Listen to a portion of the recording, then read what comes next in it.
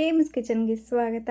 ಇವತ್ತು ತುಂಬಾ ಸುಲಭ ವಿಧಾನದಲ್ಲಿ ಆಲೂಗೆಡ್ಡೆ ಚಿಪ್ಸನ್ನು ಯಾವ ರೀತಿ ಮಾಡೋದು ಅಂತ ನೋಡೋಣ ಬನ್ನಿ. ಸ್ಲೈಸರ್ ಇಲ್ದಲೇನೂ ಕೂಡ ತುಂಬ ಸುಲಭ ವಿಧಾನದಲ್ಲಿ ಮಾಡ್ಕೋಬೋದು.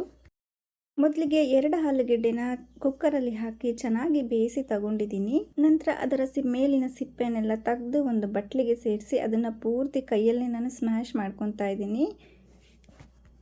ಅದು ಕೈಗೆ ನಮಗೆ ಸಿಗಬಾರ್ದು ಆಲೂಗೆಡ್ಡೆ, ಆ ರೀತಿ ನಾವು ಚೆನ್ನಾಗಿ ಕೈಯಲ್ಲೇ ಸ್ಮ್ಯಾಶ್ ಮಾಡ್ಕೊಳ್ಳಿ. ನಿಮ್ಮಲ್ಲಿ ಸ್ಮ್ಯಾಶರ್ ಇದ್ದರೆ ಅದರಲ್ಲೂ ಕೂಡ ನೀವು ಮಾಡ್ಕೋಬೋದು. ನೋಡಿ, ಈ ಥರ ಆಲೂಗೆಡ್ಡೆ ಕೈಗೆ ಸಿಗಬಾರ್ದು, ಆ ರೀತಿ ನಾನು ಚೆನ್ನಾಗಿ ಇವಾಗ ಮಿಕ್ಸ್ ಮಾಡಿ ತಗೊಂಡಿದ್ದೀನಿ. ಇದಾದ ನಂತರ ಅಕ್ಕಿ ಹಿಟ್ಟನ್ನು ತಗೊಂಡಿದ್ದೀನಿ. 1 ಬಟ್ಲಿನಷ್ಟು ಅಕ್ಕಿ ಹಿಟ್ಟು. ಇವಾಗ ಇಷ್ಟೇ ಹಾಕಬೇಕು ಅಕ್ಕಿ ಹಿಟ್ಟು ಅಂತ ಏನಿಲ್ಲ, ನಾವು ಆಲೂಗೆಡ್ಡೆ ಎಷ್ಟು ತಗೊಂಡಿರ್ತೀವಿ ಅದ್ರ ಮೇಲೆ ಡಿಪೆಂಡ್ ಆಗುತ್ತೆ. ಹಿಟ್ಟನ್ನು ಕಲಿಸ್ತಾ ನಾವು ಆಗಲೂ ಕೂಡ ನಾವು ಸೇರಿಸ್ಕೋಬೋದು. ಅಚ್ಚ ಖಾರದ ಪುಡಿಯನ್ನು ಹಾಕ್ಕೊಂಡಿದ್ದೀನಿ, ಸ್ವಲ್ಪ ಮಾತ್ರ ಹಾಕ್ಕೊಳ್ಳಿ, ಲಾಸ್ಟಿಗೆ ಇನ್ನೂ ಹಾಕಬೇಕಾಗುತ್ತೆ, ಅದಕ್ಕೋಸ್ಕರ ಸ್ವಲ್ಪ ಉಪ್ಪನ್ನು ಸೇರಿಸ್ಕೊಂಡಿದ್ದೀನಿ ಅಷ್ಟೇ. ಜಾಸ್ತಿ ಇಲ್ಲಿ ಹಾಕೋಬೇಡಿ, ಲಾಸ್ಟಲ್ಲಿ ನಾವು ಉಪ್ಪು ಖಾರ ಮಿಕ್ಸ್ ಮಾಡಬೇಕಾಗುತ್ತೆ, ಆವಾಗ ನಮಗೆ ಅಲ್ಲೂ ಕೂಡ ಹಾಕಬೇಕಾಗಿರೋದ್ರಿಂದ ಇಲ್ಲಿ ಕಡಿಮೆ ಉಪಯೋಗಿಸ್ಕೊಳ್ಳಿ. ಈಗ ಎಲ್ಲನೂ ಕೂಡ ಚೆನ್ನಾಗಿ ಮಿಕ್ಸ್ ಮಾಡ್ಕೊಳ್ಳಿ, ಕಲಿಸ್ಕೊಳ್ಳಿ. ನಾವಿವಾಗ ರೊಟ್ಟಿ ಮಾಡ್ತೀವಲ್ಲ, ರೊಟ್ಟಿ ಚಪಾತಿ ಅದಕ್ಕೆ ಬರಬೇಕು. ಇವಾಗ ಕಲಿಸ್ಬೇಕಾದ್ರೆ ನಮಗೆ ಗೊತ್ತಾಗುತ್ತೆ ಹಿಟ್ಟು ತೆಳ್ಳಗಾಯಿತು ಅಂತ ಅನ್ನೋದಾದರೆ ಮತ್ತೆ ನೀವು ಅಕ್ಕಿ ಹಿಟ್ಟನ್ನು ಸೇರಿಸ್ಕೊಂಡು ನೀವು ಮಿಕ್ಸ್ ಮಾಡ್ಕೋಬೋದು. ಕೈಯಲ್ಲಿ ಆವಾಗವಾಗ ಆಲೂಗೆಡ್ಡೆ ಸಿಗ್ತಾಯಿದ್ರೆ ಅದನ್ನು ಕೈಯಲ್ಲೇ ಒಟ್ಕೊಳ್ಳಿ. ಇದಾದ ನಂತರ ನೋಡಿ, ಇವಾಗ ರೆಡಿಯಾಗಿದೆ. ಇವಾಗ ನಾನು ಅದಕ್ಕೆ ಮೇಲಿನ ಭಾಗಕ್ಕೆ ಸ್ವಲ್ಪ ಎಣ್ಣೆಯನ್ನು ಸವರಿದ್ದೀನಿ ಅಷ್ಟೇ. ನೋಡಿ, ಈ ಕನ್ಸಿಸ್ಟೆನ್ಸಿಲಿ ಇರಬೇಕು. ಈಗ ನಾನು ಉಂಡೆಯನ್ನಾಗಿ ಮಾಡಿ ತಗೊತಾ ಇದ್ದೀನಿ. 3 ಉಂಡೆಗಳನ್ನಾಗಿ ಮಾಡಿ ತಗೊಂಡಿದ್ದೀನಿ. ಇವಾಗ ನಾನು ಅದನ್ನು ಲಟ್ಟಿಸೋದಕ್ಕೆ ಸ್ವಲ್ಪ ಅಕ್ಕಿ ಹಿಟ್ಟನ್ನು ಹಾಕ್ಕೊತಾ ಇದ್ದೀನಿ. ಅಕ್ಕಿ ಹಿಟ್ಟನ್ನು ಹಾಕಿ ನಾವು ಮಾಡ್ಕೊಳ್ಳೋದ್ರಿಂದ ಅಂಟೋದಿಲ್ಲ ಮಣೆಗೆ, ತುಂಬ ಸುಲಭವಾಗಿ ಎತ್ತಿ ನಾವು ಎಣ್ಣೆ ಒಳಗೆ ಹಾಕ್ಬೋದು.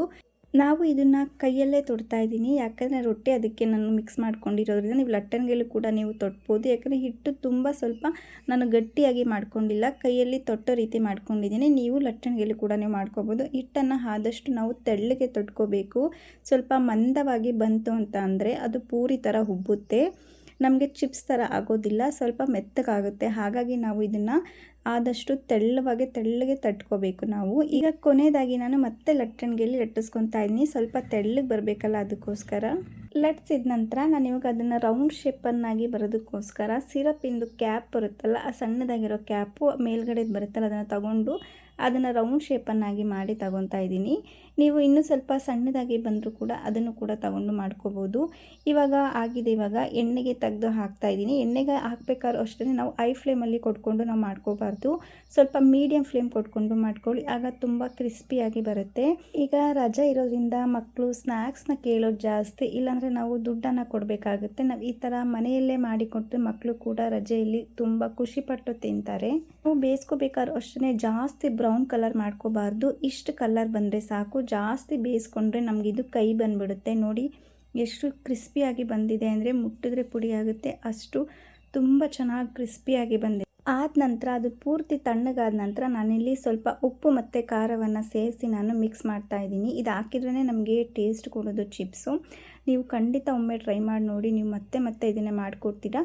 ನಾವು ಹಾಕಿದ ತಕ್ಷಣ ನಾವು ಮಾಡ್ಕೊಂಡು ತಿನ್ನಬಾರ್ದು. ಇದನ್ನು ಒಂದು 2 ಅವರ್ 1 ದಿವಸ ಬಿಟ್ಟರೂ ಕೂಡ ಪರವಾಗಿಲ್ಲ, ಅದು ನಾಳೆ ತಿಂದರೂ ಪರವಾಗಿಲ್ಲ, ಅಷ್ಟು ಚೆನ್ನಾಗಿರುತ್ತೆ ಇದು. ಇವಾಗ ನಾನು ಎಲ್ಲನೂ ಕೂಡ ಹಾಕಿ ಚೆನ್ನಾಗಿ ಮಿಕ್ಸ್ ಮಾಡ್ಕೊತಾ ಇದ್ದೀನಿ.